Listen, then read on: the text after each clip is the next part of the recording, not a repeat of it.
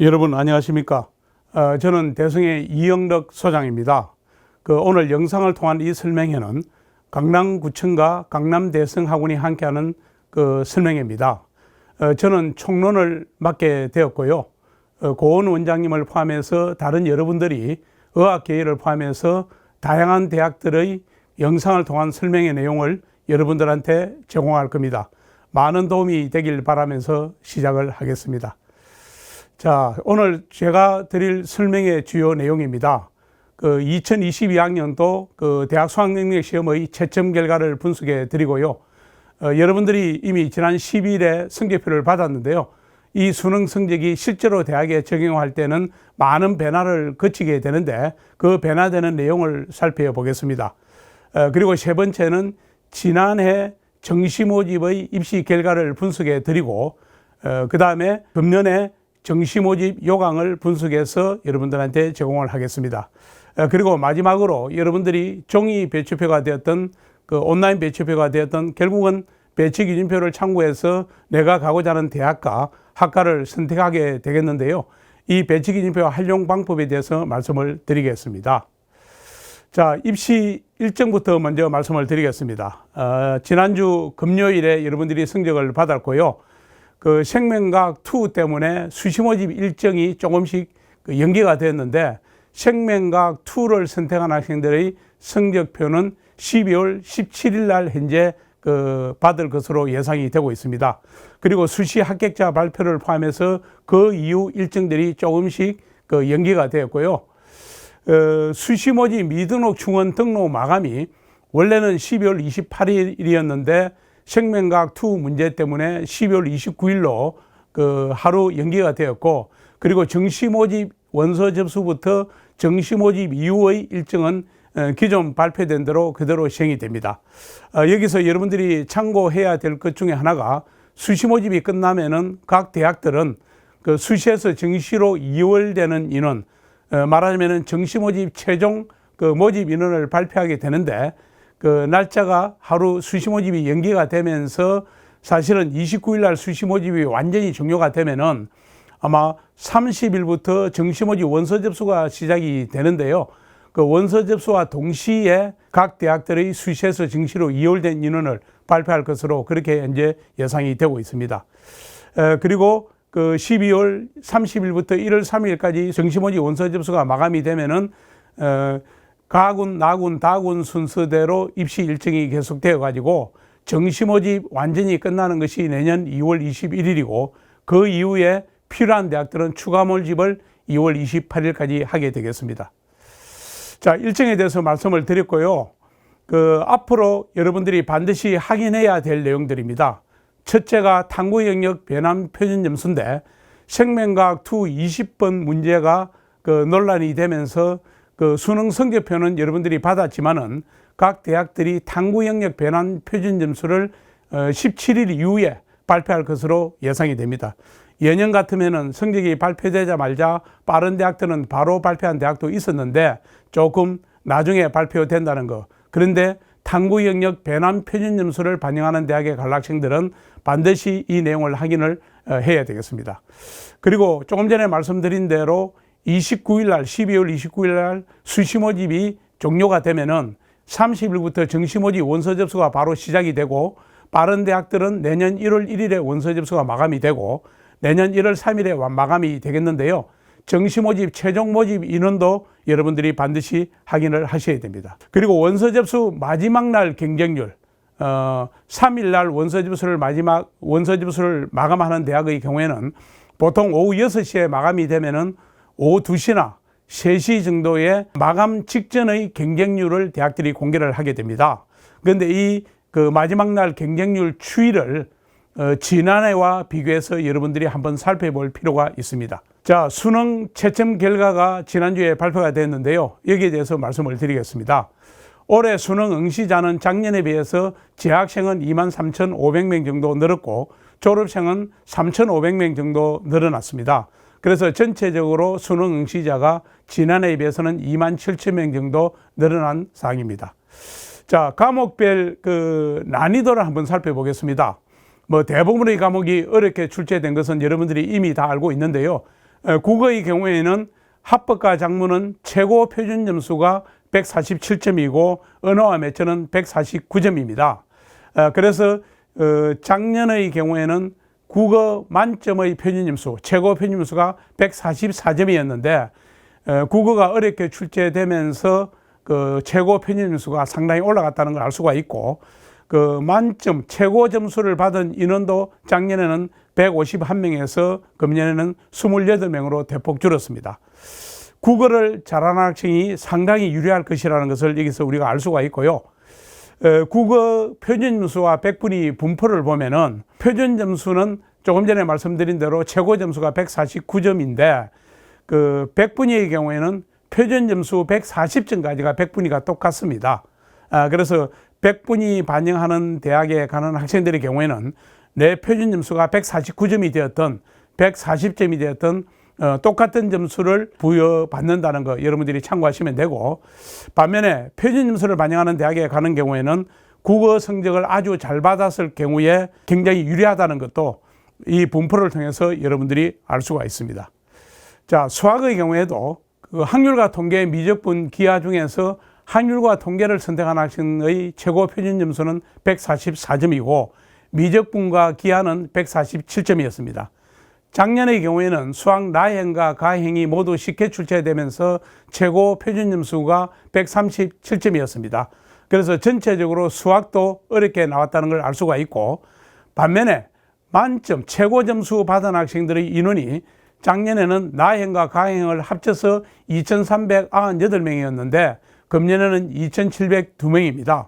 아마 미적분이나 기하를 선택한 학생들 입장에서 볼 때는 그 문이과 통합된 수능이 되면서 수학의 문제가 잘하는 학생들한테는 좀 쉽게 출제되면서 만점자 숫자가 많이 나왔다, 이렇게 보시면 되겠습니다. 관심이 많았던 영어는 작년에 아주 어렵게 출제가 되어 가지고 그 만점자 비율이 12.7%였는데 이번에는 6.3%로 거의 절반 정도 줄었습니다. 따라서 1등급 인원이 작년에는 53,000명이었던 것이 금년에 27,800명으로 줄었고, 반면에 2등급 숫자는 늘었고 3등급도 늘었고 4등급도 다 늘어났습니다. 전체적으로 응시 인원이 늘어난 것도 영향이 있다고 보시면 되겠습니다. 사회탐구의 경우에는 말하자면 생활과 윤리와 사상, 사회문화를 뺀 나머지 6개 과목은 너무 쉽게 출제가 되면서 만점을 받아야 1등급이 될 정도로 쉬웠습니다. 윤리와 사상 그리고 사회문화가 가장 어렵게 출제되었다, 이렇게 보시면 되고, 한국지리나 세계지리, 동아시아사, 세계사 그리고 경제, 정치와 법은 아주 쉽게 출제가 되었고 가장 쉽게 출제된 과목은 정치와 법이라고 할 수가 있습니다. 그 사회탐구가 상대적으로 과학탐구에 비해서는 쉽게 출제된 것을 여러분들이 정확하게 알고 있어야 되겠고, 과학의 경우에는 대체로 과학탐구는 작년에 비해서 어렵게 출제된 과목이 많은데요. 그 작년에는 물리학 1과 물리학 2가 너무 쉽게 출제돼 가지고 이 두 과목을 선택한 학생들이 상당히 손해를 봤는데 금년에는 조금 어렵게 출제가 되었습니다. 그래도 좀 상대적으로 8과목 중에서 좀 쉽게 출제된 과목이 물리학 2 그리고 화학 2라고 할 수가 있고, 그 지구과학 1과 지구과학 2는 그 선택을 많이 한 과목 중에 들어가는데 지구과학 1이 상당히 어려웠고 지구과학 2가 가장 어렵게 출제된 과목이라고 보시면 되겠습니다. 자, 사회탐구, 과학탐구 만점의 표준 점수를 말씀을 드렸는데요. 금년에는 문과이과 통합이 되면서 나중에 제가 더 말씀을 드릴 텐데, 말하자면 미적분이나 기하를 선택한 자연계 학생들이 인문계 모집 단위로 얼마나 올 것인가, 이것이 현재 초미의 관심사입니다. 올해 처음 시행되다 보니까 앞으로 그 추이를 잘 지켜봐야 되겠는데요. 말하자면 사회탐구와 과학탐구를 각각 선택한 학생들이, 특히 과학탐구를 선택한 자연계 학생들이 인문계 모집 단위로 오게 되면은 사회탐구 선택한 학생들하고 경쟁을 하게 되는데, 말하자면 과학탐구를 선택한 학생이 유리할 것으로 그렇게 현재 예상이 되고 있습니다.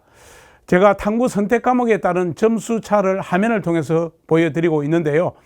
A부터 F까지 그 6명의 사례를 보여드립니다. 그 국어, 수학, 영어는 똑같다고, 점수가 똑같다고 가정을 하고, 그 A의 경우에는 사회탐구 9과목 중에서 가장 쉬운 과목 2과목 선택한 케이스입니다. 한국 지리와 정치와 법을 선택해서 만점을 받았을 때 전체 총점의 표준점수가 412점이고 100분위는 393점입니다. 그런데 B의 경우에는 사회탐구 악학 과목 중에서 가장 어렵게 출제된 가장 유리한 과목을 선택한 학생인데 그 윤리와 사상 그리고 사회문화의 경우에 해당이 됩니다. 그 B 학생의 총점 표준점수는 420점이니까 조금 전에 A 학생에 비해서 표준점수 합계 총점이 8점이 높고 100분위도 398점이 되기 때문에 5점이 더 높습니다. 자, C와 F의 경우에는 과학탐구인데요. 우선 C와 D는 과학탐구를 원을 두 과목 선택한 학생의 경우입니다.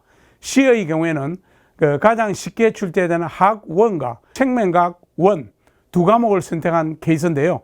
그 표준점수 총점이 424점이고 100분위가 398점입니다. 자, 여기서 우리가 알 수 있는 것은 B와 C를 비교해 보면은 B는 사회탐구 가장 어렵게 출제된 두 과목을 선택한 학생이고 C의 경우에는 과학탐구를 가장 쉽게 출제한 과목 원원 중에서 가장 쉬운 과목 두 과목을 선택한 케이스인데 표준점수 총점이 4점이 높고 100분위는 똑같습니다. 자, D의 경우에는 그 과학탐구 원원 중에서 가장 어려운 과목 두 과목을 선택한 케이스입니다. 생명과학 원과 지구과학 원인데요. 무려 표준점수 총점이 430점이고 100분위는 398로 C와 똑같습니다. 그리고 E와 F는 서로 다른 과학탐구 원, 투를 선택한 케이스입니다. 자, E는 가장 쉽게 출제된 원, 투를 선택한 학생의 경우인데 화학원과 물리2입니다. 표준점수 총점이 420점밖에 되지 않습니다. 그런데 F의 경우에는 그 서로 다른 과학탐구 원, 투를 선택한 케이스로서 가장 어려운 과목 두 과목 선택한 경우인데 물리학원과 지구과학 2인데 표준점수 총점이 무려 433점이고 100분위 총점이 398점입니다. 자, 6명의 사례를 말씀을 드렸는데요.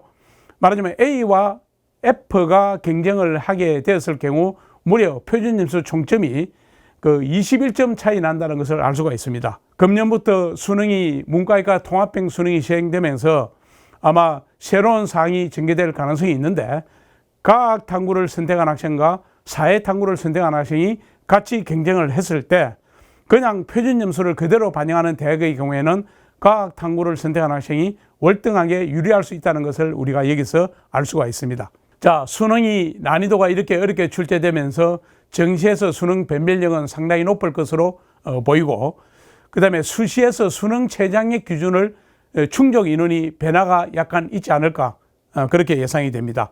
우선 영어 1등급 인원이 작년에 비해서 절반 가까이 줄었습니다. 그리고 수학에서 확률과 통계를 선택한 학생들의 1등급 인원이 그 미적분이나 기하를 선택하는 학생에 비해서 아주 적을 것으로 그렇게 지금 현재 예상이 되고 있습니다. 지난 6월 모평과 9월 모평을 거치면서 이것이 두드러지게 드러났는데요. 아마 실제 수능에서도 그 10% 전후 정도 될 것으로 그렇게 예상이 되기 때문에 확률과 통계를 선택한 인문계 학생들이 그 상위 등급을 받기가 작년의 수학 나이에 비해서 상당히 어려워졌다. 따라서 수능 최장력 기준을 충족하지 못하는 학생들이 늘어날 가능성이 있고 특히 인문계 수험생 중에서 그럴 가능성이 높습니다. 앞으로 수시 모집 합격자 발표가 있게 되면은 이런 그 현상들이 어떻게 나타날지를 지켜볼 필요가 있습니다. 자, 수능 성적이 어떻게 변화되는가를 보여드리겠습니다. 자, 표준점수를 반영하는 경우에는 성적표상의 표준점수를 그대로 활용하면 되고 100분위를 반영하는 경우도 성적표상의 100분위를 그대로 활용을 하게 되겠습니다. 그런데 표준점수를 반영하는 대학 중에서 국어, 수학은 성적표상의 표준점수를 그대로 쓰고 탐구 영역의 경우에는 그 탐구 영역의 표준점수를 그대로 쓰는 것이 아니라 그 100분위를 활용해 가지고 탐구 변환 표준점수를 쓰는 대학이 있습니다. 조금 이따가 어느 대학들이 그렇게 하는지를 보여드리겠고요. 그런데 서울대학의 경우에는 작년까지는 탐구 영역 변환 표준점수를 활용을 했는데 금년부터는 표준점수를 그대로 활용을 하게 되겠습니다. 영어는 등급별로 점수를 부여하는 경우가 있고 혹은 가산점을 총점에다 주는 경우도 있고 감점을 하는 경우가 있습니다. 대학마다 다양하게 반영을 하고 있습니다.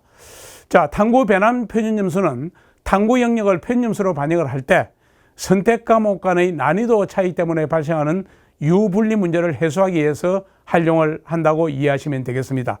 사회탐구와 과학탐구 간 표준점수 차이가 제가 조금 전에 말씀드린 대로 상당히 클 것으로 지금 보이고, 앞으로 여러분들이 생명과학2 성적이 공개된 이후에 각 대학들이 탐구 배남 표준점수를 발표를 하게 될 텐데, 이때 탐구 배남 표준점수를 통해서 내 점수 차이가 어떻게 달라지는가를 확인할 필요가 있습니다.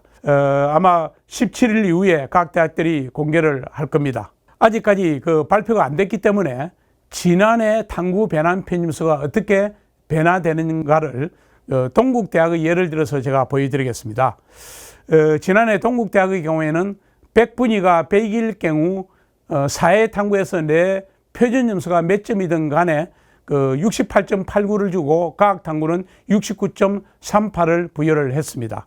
그리고 100분위가 95를 받은 사회탐구를 선택한 학생들은 내 성적표상의 표준점수가 몇 점이든 간에 탐구 배남 표준점수를 64.93, 과학탐구는 64.90을 적용을 했습니다. 자, 그래서 한국지리와 사회문화가 지난해의 경우 원점수 만점을 받았을 때 표준점수가 한국지리는 63, 사회문화는 71점으로 8점 차이가 났습니다. 그런데 이 63점, 71점을 그대로 주는 것이 아니라 한국지리 100분위 96, 사회문화 100분위 100에 해당되는 각각의 배남 표준점수를 적용을 했는데요. 그 배남 표준점수가 한국지리는 65.34, 사회문화는 68.89가 되면서 원래 성적표상의 표준점수는 8점 차이가 났는데 그 차이를 3.55로 줄였습니다. 자, 물리원과 지구과학원이 작년에 똑같이 만점을 받았을 때 표준점수가 64.72점으로 각각 8점 차이가 났습니다. 그런데 이 8점 차이가 나는 표준점수를 그대로 적용하는 것이 아니라 물리학원에 해당되는 100분위 97, 그리고 지구과학원의 100분위 100에 해당되는 그 배남 표준점수, 물리원은 66.31, 지구과학원은 69.38을 적용을 하면서 원래 차이가 8점인데 이 차이를 3.07로 줄여서 적용을 했습니다. 아마 올해도 각 대학들이 발표를 할 때 이것이 어느 정도 차이가 좁혀지느냐에 따라서 사회탐구, 과학탐구 유분리 문제가 어떻게 해소되느냐 여러분들이 주목해서 꼭 확인해야 될 부분이라는 거 말씀을 드렸고요. 그래서 탐구 배남 표준점수를 적용했을 때 점수가 어떻게 달라지는가를 보여드리겠습니다. 제가 원점수, 작년 성적 원점수 이렇게 받은 학생이 실제 성적표는 이렇게 받았습니다. 국어는 표준점수 130, 100분위 95, 수학나는 표준점수 128, 100분위 92, 그리고 생활과 윤리가 표준점수 63점에 100분위 89, 그리고 사회문화는 표준점수 63점에 100분위가 92였습니다. 자, 이 학생이 성적표를 이렇게 받았는데요. 국어도 2등급, 수학나도 2등급, 말하자면은 사탐도 2등급인데 똑같이 2등급이지만은 100분위를 보게 되면은 국어가 95니까 가장 잘했고 수학나가 그 다음이고 사회탐구 두 과목 평균을 매기면은 수학보다 조금 못했습니다. 그래서 이 학생의 경우에는 100분위를 따져봤을 때 국어, 수학, 사탐 순서대로, 그러니까 국어 반영 비율이 높은 대학에 가는 것이 훨씬 유리하다는 것도 여러분들이 짐작을 할 수가 있고요. 자, 이 학생의 실제 대학 한산 점수 계산하는 과정은 국어는 130점이 그대로 가고 수학나는 128점이 그대로 됩니다.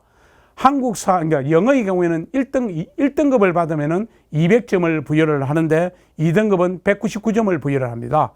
그리고 한국사는 1등급을 받았을 때 역시 200점 부여를 하게 됩니다. 그리고 이제 생활과 윤리, 사회문화의 배남 표준점수가 생활과 윤리는 100분위 89에 해당되는 배남 표준점수 62.98, 그리고 사회문화는 100분위 92에 해당되는 배남 표준점수 63.79를 적용해 가지고 각 영역별로 국어 30%, 수학나 25%, 영어 20%, 한국사 5%, 그리고 사탐 20% 이렇게 대학 한산 점수가 과목별로 결정이 되고 결국 총점은 730.77이 돼 가지고 이 총점을 가지고 최종 합격자 여부를 가리게 되겠습니다. 자, 앞으로 여러분들이 내 성적표에 점수는 간단하게 기재가 되어 있지만은 탐구 배남 편입수 적용을 할 경우 이렇게 점수가 달라지고 각 대학의 영역별 반영 비율을 감안했을 때 점수가 어떻게 달라질 수 있는가를 보여드렸는데요. 간단한 것 같아도 수능으로만 선발하지만은 정시 모집이 그래도 복잡한 과정을 거친다는 것을 여러분들이 알고 있어야 되겠습니다. 자, 지난해 정시 입시 결과를 말씀을 드리겠습니다. 우선 수시 모집에서 2월 된 인원입니다. 연세대학과 고려대학이 대체로 다른 대학에 비해서는 좀 많았고요. 연세대학이 192명, 고려대학이 156명, 경희대학이 138명, 그리고 인하대학이 116명, 서울시립대학은 107명, 이화여대 97명, 성균관대학교 9명이었습니다. 서강대학은 78명, 동국대학이 66명, 한국외대가 63명, 숙명여대 58명, 서울대학은 47명이었는데 이 서울대학이 2020학년도에 비해서 대폭 줄어든 것은 수시모집 지역균형 선발 전형에서 수능 최장력 기준을 세과목 2등급에서 세과목 3등급으로 대폭 낮추면서 이런 일이 일어났습니다. 금년에도 서울대학은 수시 지역균형 선발 전형에서 최장력 기준을 지난해와 똑같이 대폭 낮췄기 때문에 아마 수시에서 정시로 이월되는 인원이 지난해 수준 정도를 유지할 것으로 그렇게 예상이 되고, 중앙대학은 35명, 한양대학은 24명입니다. 지금 현재 생명과학 투 20% 문제 때문에 수시 모집 일정이 조금씩 연장이 되어 있는데요. 뒤로 늦춰졌는데 이것이 대학들이 수시 모집 합격자를 어느 정도까지 선발하느냐, 그게 영향은 다소 있을 것으로 이제 예상은 되고 있습니다. 자, 수시에서 정시로 이월된 지난해 인원을 말씀을 드렸고요. 자, 지난해 정시 모집 경쟁률입니다. 지난해에는 수능 응시자가 전년도에 비해서 6만 명 이상 줄었습니다. 금년에는 작년에 비해서 조금 응시자가 늘어났다고 아까 시작할 때 말씀을 드렸는데요. 서울대, 연세대, 고려대, 서강대학, 성균관대학, 한양대학, 이화여대, 중앙대학을 보고 있는데 대부분의 대학들이 경쟁률이 떨어졌습니다. 서울대학은 작년에 경쟁률이 소폭 올라간 것으로 나타났는데 서울대학이 작년에 정시 모집에서 미술대학을 선발을 하면서 지원자가 대폭 늘어나면서 이렇게 된 것이니까 인문계, 자연계만 봤을 때는 오히려 줄어들었다는 것을 여러분들이 알 수가 있고요. 전체적으로 작년에 경쟁률이 많이 줄었습니다. 자, 경희대학 역시 줄었고 한국외대가 작년에 정시 경쟁률이 소폭 상승한 것은 한국외대 경우 경영학부를 작년에 다군에 처음으로 선발을 하면서 지원자가 많이 몰려서 경쟁률이 조금 올라간 것으로 보시면 되고요. 서울시립대학, 건국대학, 동국대학, 그리고 홍익대학 전부 다 경쟁률이 떨어졌고, 숙명여대의 경우에는 경쟁률이 조금 올랐습니다. 그래서 전체적으로 서울시내 주요 대학들이 경쟁률이 떨어졌고, 작년에 정시 모집 입시가 끝나고 나서 전체 모집 정원을 못 채운 대학들이 특히 지방에 있는 대학을 중심으로 많았다는 것도 언론에 크게 보도된 바가 있습니다. 자, 지방 거점 국립대학 경쟁률이 작년에 대부분 다 떨어졌고, 전남대학의 경우에는 3대 1에 못 미칠 정도로 낮았다는 것을 알 수가 있습니다. 정시 모집이 가군, 나군, 다군 세 번 원서를 낼 수 있기 때문에 일반적으로 3대 1 정도가 되면은 정시 모집에서 모집 정원을 채우기가 어렵다고 얘기하는데, 지방의 유명한 국립대학들도 일부를 빼고는 앞자리가 3자를 기록할 정도로 경쟁률이 많이 낮아졌다는 것을 참고하시면 되겠습니다. 자, 원서 접수 마지막 날 경쟁률을 한번 확인해 보라고 아까 말씀을 드렸는데요. 지난해 제가 서강대학의 예를 들어서 말씀을 드리면은 서강대학 사회과학부가 원서 접수 마지막 날 오후 3시 경쟁률을 발표를 하게 되는데 2.31대 1이었고 그 전년도에 비해서 경쟁률이 떨어졌고 최종 경쟁률도 대폭 떨어졌습니다. 인문계의 경우에는 오후 3시 경쟁률이 조금 올랐고 최종 경쟁률도 조금 올랐습니다. 영미문학의 수학, 전자공학, 컴퓨터공학 전체적으로 마감날 마지막 공개하는 3시 경쟁률이 전년도에 비해서 떨어졌고 최종 경쟁률도 떨어졌습니다. 자, 고려대학의 경우에도 원서 접수 마지막 날 오후 2시 경쟁률이 전년도에 비해서 많이 떨어졌다는 것을 한눈에 확인할 수가 있습니다. 아마 올해 30일부터 원서 접수가 시작되는데요.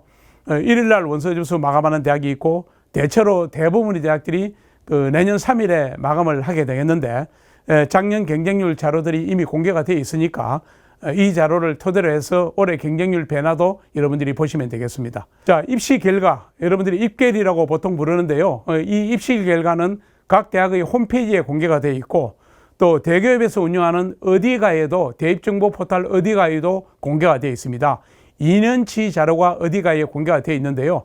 제가 서강대학의 지난 2년 동안 정시모집 입시 결과를 어디가에 있는 자료를 가지고 말씀을 드리겠습니다. 자, 각 모집 단위별로 모집 인원, 그리고 경쟁률, 그리고 충원 인원. 충원 인원은 말하자면은 예컨대 경영학부가 102명을 뽑는데 경쟁률이 4.48대 1이었고, 그 충원 인원이 120명이라는 것은 예비번호 120번까지 합격을 했으니까 충원율은 100%가 훨씬 넘습니다. 그리고 대학 한산 점수 기준으로 해서 최종 등록자 물론 기준인데요. 70% 커트라인을 경영학부가 541.36 이렇게 공개가 되어 있고, 그리고 또 하나는 최종 등록자 기준으로 해서 100분이 70% 커트라인을 국어, 수학, 탐구를 공개를 하고, 또 국어, 수학, 탐구를 합친 세 과목의 평균을 계산해 가지고 그 70% 커트라인까지 공개를 해놓고 있습니다. 지금 경영학부터 유럽문화전공까지 2020학년도 입결이고요. 자연계, 전자공 전공부터 해서 물리전공까지 입시 결과입니다. 이렇게 공개가 되어 있고, 그리고 지난 2021학년도 똑같은 양식으로 공개된 서강대학의 인문계 입시 결과고, 그리고 자연계 입시 결과입니다. 그래서 이 2년치 입시 결과를 가지고 제가 2년걸 비교를 해봤습니다. 지금 보다시피 입시 결과가 자연계가 대부분이 다 내려갔다는 것을 한눈에 확인할 수가 있습니다. 그 모든 대학들이 다 공개되어 있기 때문에 이 자료를 여러분들이 참고하시면 되고, 그 국수탐 100분위 평균을 비교해 보면은 작년에 대략적인 위치를 확인할 수가 있습니다. 다만 금년에는 수능 난이도가 작년과 비해서 대폭 달라졌고, 또 그 국어 수학에서 공통 과목 선택 과목이 도입이 되고, 특히 수학은 문과이과 구분이 없어지면서 통합형으로 수능을 치면서 그 작년 입시 결과를 참고하는데 여러분들이 글자 그대로 많은 어려움이 있을 것으로 예상이 됩니다. 어쨌든 작년 입시 결과는 여러분들이 정시모집 원서 낼 때 참고는 할 수 있는 자료라는 거 말씀을 드립니다. 자, 충원 합격 사항을 제가 좀 분석을 해드리겠습니다. 우리가 보통 추가 모집이라고도 얘기하는데요. 같은 대학 내에서 최상위권 학과는 충원 합격 인원이 대체로 많습니다. 이 최상위권 학과의 경우에는 전공을 중시해서 가는 경향이 있고, 최초 합격자들은 다른 대학의 상위대학, 다른 상위대학의 중보 합격자가 많이 나오게 되어 있고, 최초 합격선보다 최종 합격선이 내려갑니다. 반면에 같은 대학 내에서 하위권 학과의 경우에는 충원 합격 인원이 적습니다. 그리고 주로 대학을 보고 지원하는 경향이 강하고요. 지원자 대부분은 예상 합격선 성적대 학생들이 지원을 하게 되고, 최초 합격선과 최종 합격선이 거의 변화가 없습니다. 연세대학의 예를 들면은 연세대학의 그 배치기준표 상의 상위학과, 경영학과, 경제학부, 정치외교학과, 응용통계학과, 심리학과를 보여드리고 있는데 충원율이 한눈에 보기에도 상당히 높다는 것을 알 수가 있고, 반면에 문헌정보학과라든지 그 식품영양, 그리고 그 노노문학과, 생활디자인학과의 경우에는 충원 인원이 한 명도 없습니다. 최초 합격자가 곧바로 최종 합격자라는 것을 알 수가 있고요. 자연계의 경우에도 배치표 상의 상위학과인 전기전자공학부나 화공생명공학부나 컴퓨터과학과, 그리고 생명공학과, 수학과의 경우에는 충원 인원이 상대적으로 상당히 많다는 것을 알 수가 있고, 건축공학과, 지구시스템과학과, 간호학과, 식품영양학과, 의료환경학과의 경우에는 충원율이 상당히 낮습니다. 그 모든 대학이 반드시 그런 것은 아닌데 대체로 흐름은 이렇다는 것을 여러분들이 염두에 두시면 되겠고요. 정시모집 원서 접수를 할 때 이런 경향이 있다. 충원 합격을 할 때 이런 경향이 있다는 것을 염두에 두고 참고하시면 되겠습니다. 자, 금년 정시모집 요강입니다. 몇 년 전에 발표된 그 입시제도 개편에 의해서 금년부터 입시가 바뀌었는데요. 정시모집에서 수능 위주 전형을 선발하는 대학들이 9개 대학이 40%가 넘습니다. 건국대학이 40이고 고려대학도 40이 넘었고, 고려대학의 경우에는 지난해 18.4%를 정시에 뽑았는데 금년에는 40.1%니까 상당히 많이 늘어났습니다. 서강대학도 40이 넘고 서울대학은 지난해 21.9%를 뽑았는데 금년에 30.1이니까 약간 늘었습니다. 서울시립대학도 40.4%고 서울여대도 40.1, 성균관대학도 39.4, 그 다음에 숭실대학 37, 연세대학 40.1, 한국외대는 42.4%로서 상당히 높습니다. 한양대학도 40이 넘습니다. 자, 올해 정시 모집 서울 소재 주요 대학들이 뽑는 모집 인원이 늘어났다는 거, 이거 상당히 중요한 변수입니다. 아까 제가 지난해 어디가 입시 결과를 보여드렸는데요. 정시 모집 인원이 늘어났다는 뜻은 정시 합격선이 그만큼 내려갈 수 있다, 이것을 나타내는 것이기 때문에 여러분들이 주의해서 참고해야 되겠고, 아울러 30일에 정시 모집 원서 접수가 시작되는 날쯤 돼서 공개되는 수시에서 정시를 2월 되는 인원, 이것도 작년에 비해서 어떻게 달라지는가를 여러분들이 확인을 해야 되겠습니다. 자, 수능 점수 활용 지표입니다. 국어, 수학은 표준점수를 활용하고 탐구는 배남 표준점수를 활용하는 대학들은 서울 시내 상당히 많은 대학들이 그렇게 하고 있다는 거 한눈에 알 수가 있고요. 서울 소재 대학 중에서 서울대학은 앞서 말씀드린 대로 작년까지는 탐구 배남 표준점수를 썼는데 금년에는 표준점수를 그대로 쓴다는 거, 그리고 서울과학기술대학, 홍익대학, 한국항공대학, 그 다음에 지방대학 중에서 충북대학, 경상국립대학, 이런 대학들이 표준점수를 그대로 쓰고요. 100분위를 활용하는 대학은 국민대학, 덕성여대, 동덕여대, 명지대학, 그리고 상명대학, 서울여대, 성신여대, 인천대학, 가천대학, 당국대학, 강원대학, 울산대학, 제주대학, 그리고 일부 교육대학들이 100분위를 활용하게 되어 있습니다.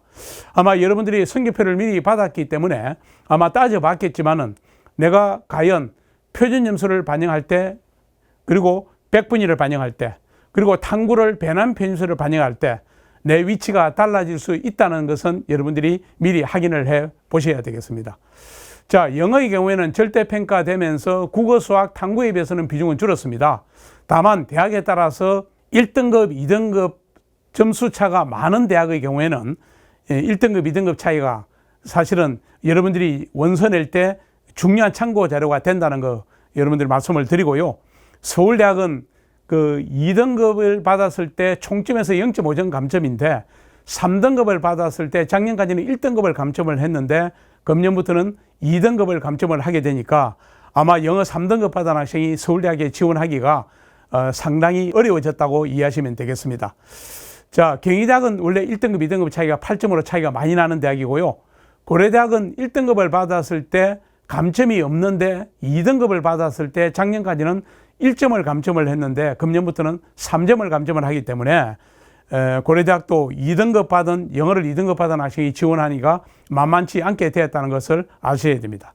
서강대학은 1등급 받으면 100점을 부여하고 2등급 받으면 99점을 부여하기 때문에 사실은 점수 차이가 크지 않습니다. 연세대학은 원래부터 1등급, 2등급 차이가 큰 대학인데요. 지난해처럼 5점 차이가 나고 인문계는 16.7%, 자연계는 11.1%를 반영하기 때문에 영어 2등급 받은 학생이 연세대학 가기는 아주 어렵습니다. 중앙대학도 2점 차이가 나고요. 그리고 한양대학도 인문계는 4점, 자연계는 2점 차이가 나고 홍익대학은 1등급은 200점, 2등급은 195점을 줍니다. 당국대학의 경우에는 1등급 100점, 2등급 97점을 부여를 하고 충남대학의 경우에는 1등급은 감점이 없는데 2등급은 2점을 감점을 합니다. 자, 부산대학은 1등급은 200점을 주고 2등급은 198점을 부여를 하게 됩니다. 등급이 내려갈수록 등급 간 점수 차이가 크기 때문에 이런 점도 여러분들이 따져보셔야 되고요. 정시 모집에서 가나다 군이 있습니다. 군별로 모집 인원을 보여드리겠습니다. 서울 소재 주요 대학의 경우에는 보시는 대로 가나군에 거의 다 포진이 되어 있습니다.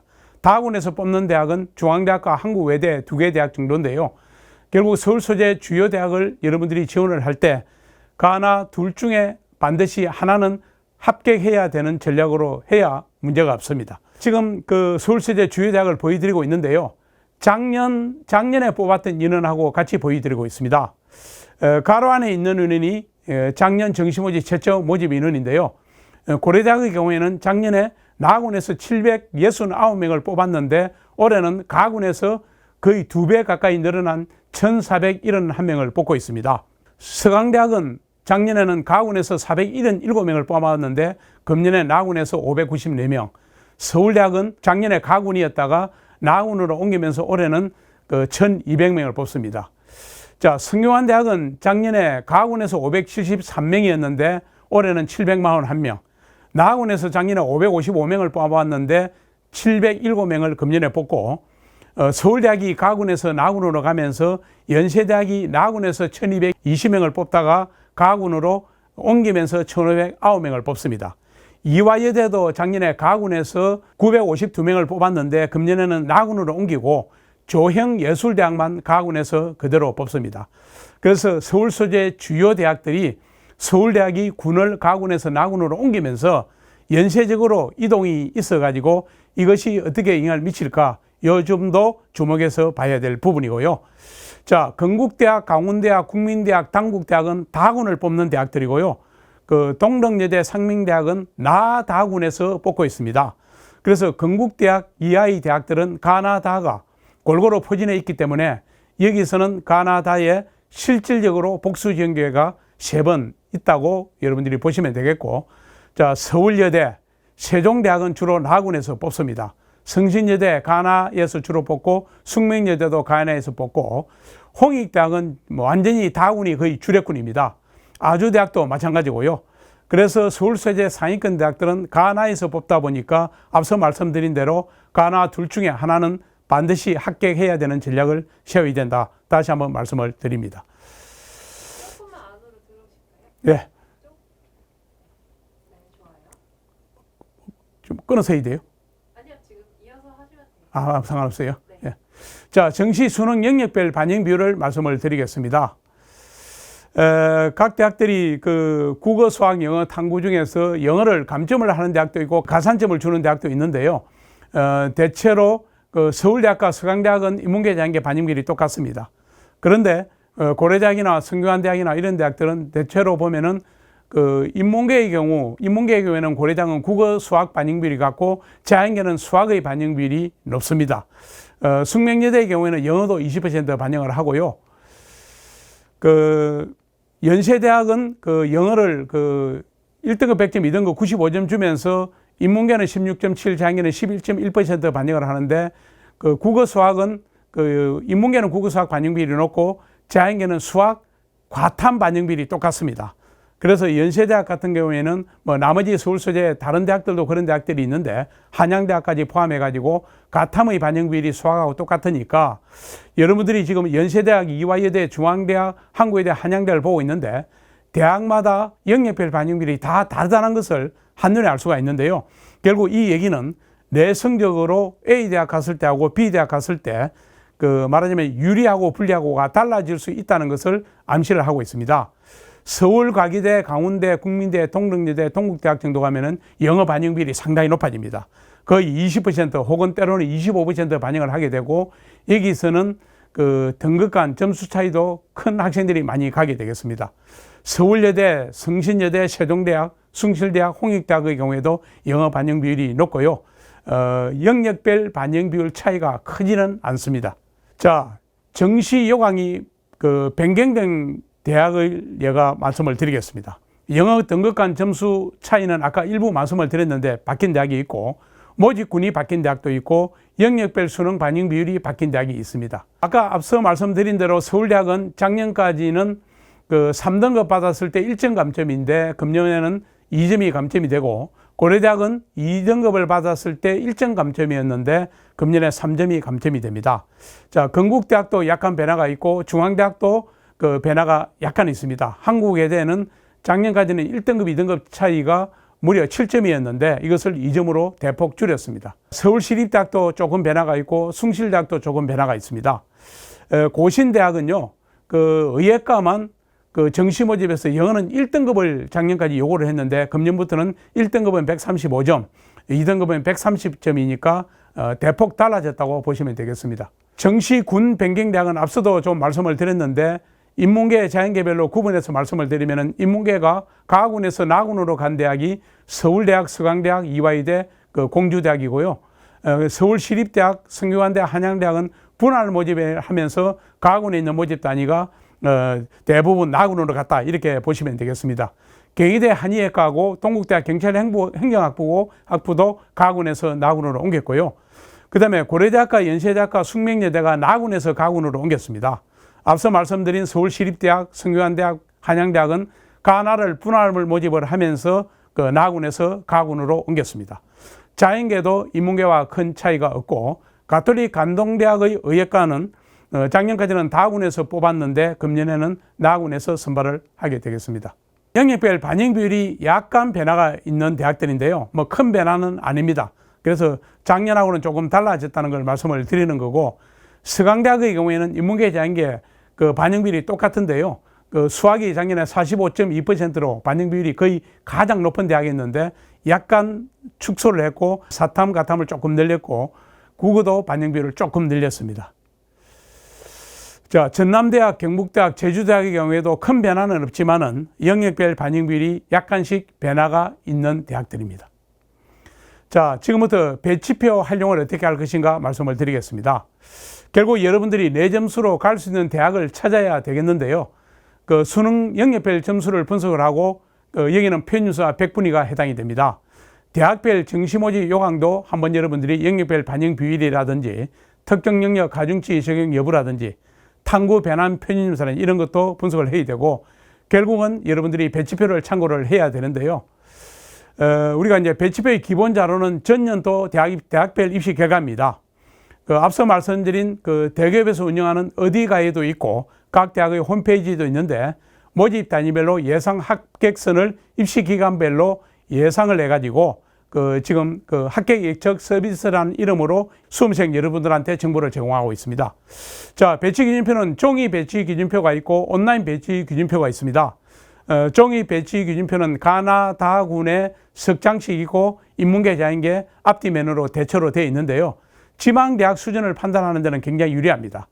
그리고 군별로 반영 영역별 대학 간 비교가 아주 용이하고, 그런데 단점은 변환 편점수나 가중치 이런 변수를 반영을 못한다는 게 있고, 온라인 배치표는 모든 변수를 반영한 판단을 할 수가 있고 어떤 조합도 쉽게 판단이 가능하고, 대학 한산 점수 기준 최종 배치표를 여러분들이 활용을 하셔야 됩니다.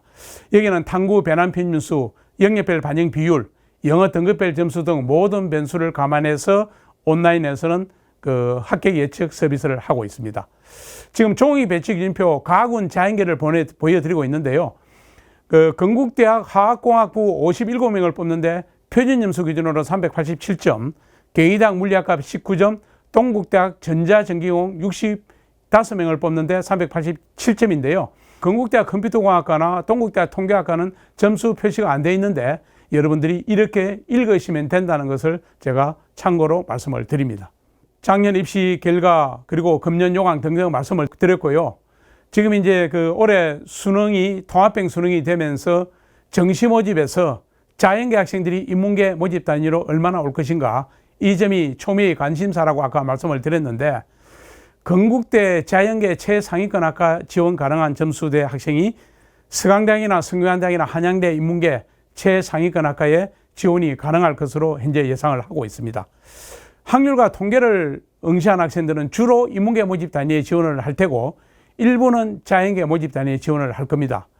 그리고 미적분이나 기하를 응시한 학생들은 주로 자연계 모집 단위에 지원을 하고 일부는 인문계 모집 단위에 지원할 것으로 그렇게 예상이 되고 있는데요. 미적분 기하를 응시한 학생들이 인문계학과 지원 가능한 대학을 한번 살펴보겠습니다. 표준점수 384점 받은 학생이 숭실대학 컴퓨터학부나 건국대학교 동물자원학과, 동국대학 화학과나 인하대 전자공학과를 갈 수 있는 점수대라고 현재 예상을 하는데, 이 학생들이 인문계 모집 단위로 갔을 때 한양대학 관광학부나 경희대 경영학과, 중앙대학 인문대학, 한국외대 경영학부를 지원이 가능할 것으로 현재 보고 있습니다. 자, 표준점수 393점 받은 학생이 경희대 정보 디스플레이나 건국대학 스마트 ICT 융합공학과, 시스템 생명공학과를 갈 수 있을 것으로 예상이 되는데, 이 학생이 서강대학이나 성균관대학, 한양대학을 갔을 때 인문계 최상위 학과를 대부분 가능할 것으로 보고 있습니다. 서강대학 경영학부나 경제학부, 그 다음에 성균관대학 글로벌 경영, 글로벌 경제, 한양대학 파이낸스 경영, 행정학과를 갈 수가 있고요. 미적분 기하를 응시한 397점 받은 표준점수 받은 학생이 서강대학 기계공학과나 전자공학과, 성균관대학교 수학교육이나 자연과학 계열을 갈 수가 있는데요. 연세대학 갔을 때 언론홍보 영상학부, 그리고 정치외교, 고려대학 갔을 때 행정학과 자유전공학부를 갈 수가 있고요. 표준점수 407점 받은 연세대학 기계공학부 수학과, 고려대학교 생명공학부 기계공학부 갈 수 있는 학생이 서울대학에 지원을 했을 때 인문계열, 심리, 언론정보, 사회복지를 갈 수가 있는데, 다만 서울대학은 인문계 모집 단위에 지원을 하려면은 제2국어 한문을 반드시 응시를 해야 됩니다. 서울대학교 미적분 기하 응시한 학생이 산업공학과, 항공우주공학과, 원자력공학과를 갈 수가 있는데, 인문계 모집 단위로 갔을 때는 경영대학을 포함해서 모든 모집 단위에 다 합격 가능할 것으로 그렇게 현재 예상이 되고 있습니다. 여러분들이 참고하시고요. 실제로 이 결과가 실제로 어떻게 될 것인가를 앞으로 흐름을 주시해서 보셔야 됩니다. 군별로 대학 선택 조합 예를 들어서 말씀을 드리겠습니다. 가학원에 경영학과를 갈 학생인데 가학원에 연대고대가 있고 나학원에 서울대 서강대학이 있고 다학원에 중앙대학이 있는데요. 물론 서울대학이 가장 높고 연대고대, 다음 서강대학, 중앙대학인데 내 위치가 여기입니다. 자, 이 학생이 가나다 군별로 본인인 대학을 선택을 한다 그러면은, 자, 1화는 가학원의 고려대학, 나학원의 서울대학, 다학원의 중앙대학을 선택하면은 가학원의 고려대학 합격하고 나학원의 서울대학은 떨어지고 다학원의 중앙대학은 아마 최초 합격할 겁니다. 그 다음에 두 번째는 가학원의 연세대학 내고 나학원의 서강대학 내고 다학원의 중앙대학 내면은 가학원의 연세대학은 떨어지고 나학원의 서강대학과 다학원의 중앙대학은 합격 가능할 겁니다. 가학원의 고려대학 내고 나학원의 서강대학 내고 다학원의 중앙대학 내면은 아마 가나다 셋 다 합격할 가능성이 높습니다. 그리고 굳이 이 학생이 가학원에 하나 더 만든다면은 가학원에 연세대학을 내고 나학원에 서울대학을 내고 다학원에 중앙대학을 내면은 가학원과 나학원은 불합격하고 다학원 중앙대학만 합격할 가능성이 높습니다.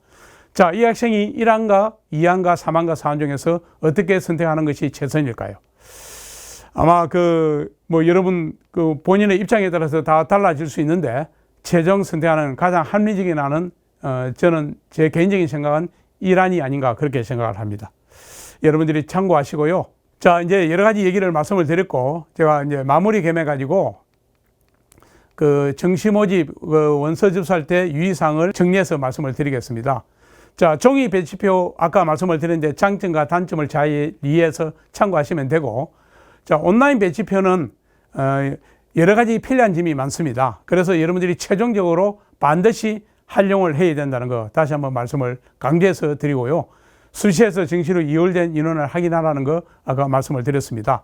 그리고 원서 접수 마지막 날 경쟁률 추이를 비교해 보고, 자, 모의 지원을 많이 하게 되는데 이 모의 지원과 실제 지원은 다를 수 있다는 것을 여러분들이 참고는 꼭 해야 됩니다.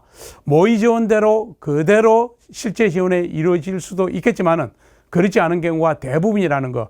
따라서 모의 지원은 여러분들이 참고로만 해야 되는 것을 다시 한번 강조해서 말씀을 드리고요. 오늘 강남구청과 그리고 강남대성원이 함께하는 설명회였습니다. 영상을 통한 설명회지만은 오늘 이 설명회를 본 수험생 여러분들 전부 합격의 영광을 누리기를 바라면서 저는 여기서 마치겠습니다. 여러분 감사합니다.